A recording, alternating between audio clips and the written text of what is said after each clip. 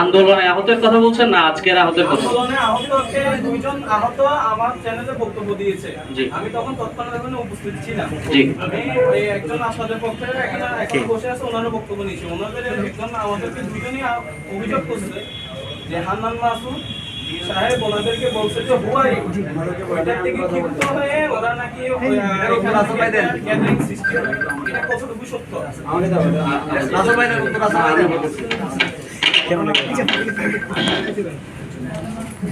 প্রিয় সাংবাদিক বন্ধুগণ, মহান জুলাই আন্দোলনের মাধ্যমে আমরা এদেশ থেকে 15-16 বছরের ফ্যাসিস্ট সরকারকে উৎখাত করেছি। তার পরবর্তীতে বৈষম্যবিরোধী ছাত্র আন্দোলন, জাতীয় নাগরিক কমিটি, অন্তর্বর্তীকালীন সরকার এবং বিভিন্ন রাজনৈতিক দল একসাথে দেশকে পুনর্গঠন করার জন্য, সংস্কার করার জন্য আমরা কাজ করে যাচ্ছি। আমরা যে জুলাই গণ আন্দোলন করেছি, সেই আন্দোলনে আমাদের 2000-এরও অধিক ভাই শহীদ হয়েছে, 30,000-এরও অধিক ভাই বোন রক্ত দিয়েছে। এখনো শত শত ভাই বোন আমাদের হাসপাতালে কাতরাচ্ছে। তো এই যে এত বড় একটা আন্দোলন হলো, এই আন্দোলনকে রাষ্ট্রীয়ভাবে স্বীকৃতি দেওয়ার জন্য জুলাই প্রোক্লেমেশনের দাবিতে আমরা গণসংযোগ করছি, বাংলাদেশের মানুষের দ্বারগোড়ায় যাচ্ছি, তারা কি বলতে চায় সেটা শুনছি এবং আমরা কিভাবে কাজ করতে চাই সেটা বলছি। সেরই প্রেক্ষিতে আমরা বৈষম্য বিরোধী ছাত্র আন্দোলন আজকে পূর্ব ঘোষিত কর্মসূচি অনুযায়ী বিকেল 3টায় বিপ্লব উদ্যান থেকে আমাদের আজকের কর্মসূচি শুরু করি এবং এই কর্মসূচিতে আমাদের বৈষম্য বিরোধী ছাত্র আন্দোলনের মুখ্য সংগঠক আব্দুল হান্নান মাসুদ এবং আমি রাফি সহ আমাদের চট্টগ্রামের অনেক সমন্বয়ক উপস্থিত ছিলেন। আমরা আমাদের আজকের কর্মসূচি জিসি মোড়ে এসে শেষ করি এবং সেখানে আমাদের শেষ বক্তা ছিল আমাদের কেন্দ্রীয় সহ সমন্বয়ক খান তালাত মাহমুদ রাফি। পরবর্তীতে আমরা আমাদের আগামী কর্ম পরিকল্পনা কি হবে, আমরা কিভাবে কাজ করতে পারি, আমরা আমাদের কিভাবে সাংগঠনিক তৎপরতা বৃদ্ধি করতে পারি, সেজন্য আমরা আরডিএমপি নামে একটা অফিসে বসি এবং সেখানে আমরা আলাপচারিতার জন্য সবাইকে আমন্ত্রণ করি। আমরা দীর্ঘক্ষণ অপেক্ষার পর খান তালাত মাহমুদ রাফিকে ফোন দিয়েও বারবার পাচ্ছিলাম না। প্রায় 30 মিনিট পর সে দলবল নিয়ে আসে এবং সেখানে আপনারা জানেন কয়েকদিন আগে 10 লাখ টাকার চাঁদাবাজের অভিযোগ উঠেছে, যে রিজাউর রহমান আন্দোলনে তার অন্যতম একজন সহযোদ্ধা ছিল এবং অসীম ভূমিকা পালন করেছে, খুব সাহসিকতার পরিচয় দিয়েছে। সে 10 লক্ষ টাকার যে চাঁদাবাজির অভিযোগ উঠেছে সে সহ তার যে নিয়ন্ত্রিত গ্যাং ডট গ্যাংকে নিয়ে আসে এবং আব্দুল হান্নান মাসুদকে সে প্রশ্ন করে, আপনি যে আজকে এখানে কর্মসূচি দিয়েছেন আমাকে জানিয়েছেন কিনা। তো তিনি যেহেতু একজন কেন্দ্রীয় নেতা, তিনি সারা বাংলাদেশের সকল জেলা প্রতিনিধি কিংবা জেলা সমন্বয়কদেরকে নাই চিনতে পারেন। তিনি বলেছেন হু আর ইউ। ভাই যেটা জিজ্ঞেস করলেন যে আহতদেরকে বলেছে যে হু আর ইউ, মূলত ফ্যাক্ট ইজ দ্যাট উনি জিজ্ঞেস করেছেন তুমি কে। আমি কে। আর বৈষম্য বিরোধী ছাত্র আন্দোলনের কেন্দ্রীয় নির্বাহী কমিটির সদস্য রাসেল আহমেদ এবং কেন্দ্রীয় সহ সমন্বয়ক খান তালাত মাহমুদ রাফিকে তিনি জানিয়ে এসেছেন আজকে এখানে আমাদের যে জুলাই প্রোক্লেমেশনের দাবিতে যে আমাদের কর্মসূচি রয়েছে সেগুলো আমরা মাঠ পর্যায়ে পালন করব এবং মানুষের দোরগোড়ায় যাব, এই মেসেজটা আমাদেরকে দিয়ে এসেছেন। তো ঠিক এর পরবর্তীতে উনি যখন এটা বললেন যে হু আর ইউ, তারপর ঠিক সেই সময় তার যে দলবল ছিল সাদিক আরমান ডট গ্যাংয়ের লিডার, যাকে র‍্যাব 7 2023 সালে গ্রেফতার করেছিল অস্ত্রশস্ত্র সহ, সে নিজামুদ্দিন সহ আরো অনেক উদ্ধত ছেলে মেয়ে আব্দুল হান্নান মাসুদকে অবরুদ্ধ করে ফেলে।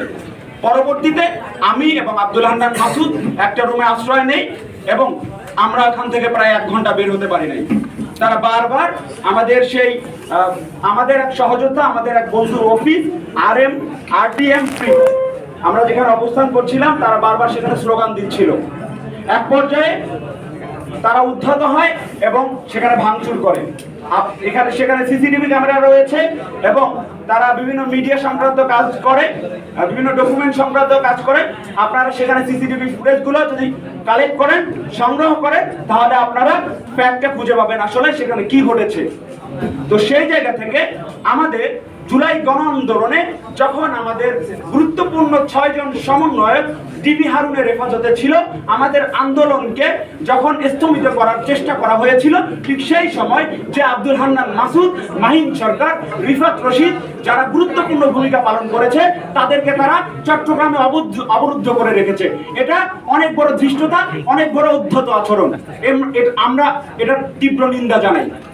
এবং যে সাদিক আরমান সহ ডট গ্যাংয়ের যারা আছেন, কিশোর গ্যাংয়ের যারা আছেন, যারা আমাদের তানভীর শরীফ, উমর ফারুক সাগর, তাওহিদ আলিফ, নাসির উদ্দিন, নওশাদ, মোহাম্মদ ইফতি, মাহমুদ আলম, শফিকুল ইসলাম, এই 7 জন আমাদের সহযোদ্ধাকে হামলা করে এবং তারা কিছুটা আঘাতপ্রাপ্ত হয়। পরবর্তীতে আমরা ছাত্র দলের সহযোদ্ধাদের সহযোগিতায় আমরা সেখান থেকে বের হয়ে যাই এবং যাকে ছাত্রদল ট্যাগ দেওয়া হয় সব সময়, কিন্তু তার যে ভূমিকা সেটা স্বীকার করা হয় না। সেই সমন্বয় ছাত্র দলের সমন্বয় বৈষম্য বিরোধী ছাত্র আন্দোলনের চট্টগ্রামের সমন্বয় ওমর ফারুক সাগরের নেতৃত্বে আমরা সেখান থেকে বের হয়ে যাই। এখন বিষয়টা হচ্ছে এই যে বৈষম্য বিরোধী ছাত্র আন্দোলন যারা নেতৃত্ব দিয়ে দেশকে খুনি হাসিনা মুক্ত করেছে, ফ্যাসিস্ট মুক্ত করেছে, যারা নেতৃত্ব দিয়েছে আব্দুল হান্নান মাসুদ, তাকে এভাবে যারা আটক করেছে এবং অবরুদ্ধ করে রেখেছে, যে ডট গ্যাং অবরুদ্ধ করেছে, তাদেরকে অনতিবিলম্বে গ্রেফতার করতে হবে। এক্ষেত্রে পুলিশ প্রশাসন যদি কোনো ধরনের নীরবতা পালন করে, তাহলে আমরা খুব দ্রুত সময়ের মধ্যে মাঠ কর্মসূচিতে যাব।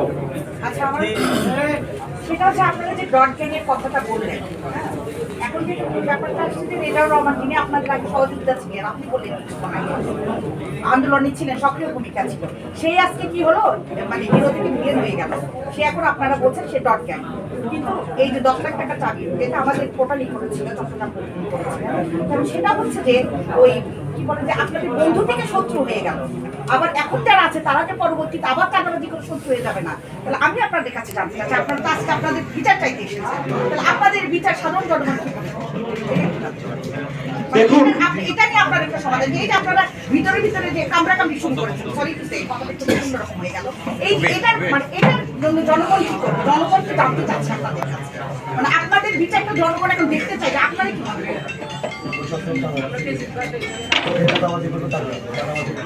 আমাদের একটা স্পষ্ট বার্তা জনগণের কাছে আমরা সব সময় পৌঁছেছি, সেটা হচ্ছে যে কোনো ধরনের চাঁদাবাজ, লুটপাটকারী, দুর্নীতিকারী যারা বিগত 15-16 বছরে দেশটাকে ধ্বংস করেছে, এরকম কেউ সেটা যদি কোনো সমন্বয় হয়, তাহলে আপনারা তাকে উৎখাত করবেন, তাকে কোনো ধরনের প্রশ্রয় দিবেন না। তো সেই জায়গা থেকে আমরা আজকে যে প্রেস কনফারেন্স করছি, আমরা দ্রুত সময়ের মধ্যে এই ডট গ্যাংয়ের লিডার যারা এই আন্দোলনের সাথে সম্পৃক্ত ছিল, পুলিশ প্রশাসনকে আহ্বান জানাচ্ছি দ্রুত সময়ের মধ্যে সিসিটিভি ক্যামেরা চেক করে যারা অভিযুক্ত তাদেরকে দ্রুত গ্রেফতার করতে হবে। সেই সাথে আমাদের উমর ফারুক সাগর, শরীফ যাদেরকে মারধর করা হয়েছে তাদের সুচিকিৎসার ব্যবস্থা করতে হবে। আন্দোলনের ডট গ্যাংয়ের একটি সক্রিয় ভূমিকা ছিল জানা যায়, এখন কি ডট গ্যাং আপনাদের সক্রিয় হয়ে গিয়েছে? এটার দাবি এটা যে ওদের একটা সক্রিয় ভূমিকা ছিল। দেখুন, আমি যতটুকু জানি, আমি যেহেতু সম্মুখ সারিতে ছিলাম, আমি এই ছেলেগুলোকে 5 তারিখের আগে দেখে নাই। আমি শুনেছি এরা 5 তারিখের আগে ছাত্রলীগের পৃষ্ঠপোষকতায় আমাদের উপর অতর্কিত হামলা করেছে। আচ্ছা, এই সময়টা একটু বলেন, সময় একটা বিষয় অবরুদ্ধকাল সময়টা বলেন। রাসেল ভাই, একটা বিষয় হচ্ছে রিজভির কথা বললেন, রাসেল ভাই যে রিজভির কথা বললেন, উনি কি ডট গ্যাংয়ের সাথে কি সম্পৃক্ত ছিল কিনা? তখন আপনারা যার বিরুদ্ধে চাঁদাবাজির অভিযোগ করেছেন, তিনি কি রেজাউল, তিনি কি তখন কি ডট গ্যাংয়ের সাথে কি সম্পৃক্ত ছিল কিনা? না, সেই সময় সে ডট গ্যাংয়ের সাথে সম্পৃক্ত ছিল না। পরবর্তীতে যেহেতু চাঁদাবাজি করতেছে, পরবর্তীতে যেহেতু বিভিন্নভাবে বর্তমান মানুষ চাঁদাবাজি করতে চায়, যারা ছাত্রনেতা হয়ে উঠে চাঁদাবাজি করতে চায়, তাদের লোকবল প্রয়োজন হয়, তারা একটা গ্যাংকে আশ্রয় দিয়েছে এবং সেই গ্যাং এখন একটা চিরাং স্টুডেন্ট ফোরাম নামে একটা ফোরাম করেছে এবং সেটার উপদেষ্টা হচ্ছে রিজাউর রহমান। ওকে রাসেল ভাই এই সময়টা একটু বলেন, সময় আমরা প্রায় 1 ঘন্টার মতো অবরুদ্ধ ছিলাম। সময়টা বলেন কয়টায়? রাসেল একটু সময়টা বলেন, অবরুদ্ধ ছিলেন কয়টায়? রাসেল ভাই, একটা প্রশ্ন। রাসেল ভাই, সমন্বয়ক রাফি এবং রেজাউর রহমান তারা কি একসাথে কাজ করছে কিনা আপনাদের বিপরীত পক্ষ হয়ে? আপনি রাফির নাম বলছিলেন কিন্তু ফোনে।